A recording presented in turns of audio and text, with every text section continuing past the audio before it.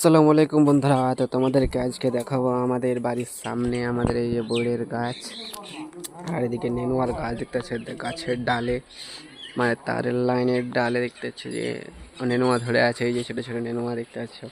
তারপরে দেখো আমাদের পিপিয়া গাছ, এই যে আমাদের পেঁপে গাছ এটা। তো আর এদিকে আমাদের বেগুনের গাছ আছে, পেয়ারা গাছ অনেকগুলো হয়েছে, এই যে পেয়ারা গাছ, এই যে লঙ্কার গাছ, ওখানে একটা পেয়ারা গাছ অনেক পেয়ারা গাছ আছে, ওখানে একটা লঙ্কার গাছ আছে বাড়ির সামনে, এগুলো দেখতে পাচ্ছি। আর তারপরে এই যে আমাদের লেবুর আচার, আর দেখতে পাবো এখানে বেগুনের গাছ, এগুলো লাগিয়েছিলাম। আর এই যে আমার প্রায় 1 বছরের পুরনো হয়ে গেলো গাছটা, মানে ছাগলে খেয়ে খেয়ে শেষ করে দিয়েছে, তাও আবার হয়েছে দেখতে পাচ্ছি, এখন অনেক বড় হয়েছে পেয়ারা গাছটা, 1 বছর হয়ে গেলো লাগানো। তারপরে এদিকে হচ্ছে আমের গাছ, ছোটো আমের চারা, আর এদিকে হচ্ছে লেবুর গাছ। তো আজকের ব্লগটা এখান থেকেই শেষ। আর এটা আমাদের মসজিদ দেখতে পাচ্ছি, এটা আমাদের গ্রামের দৃশ্য।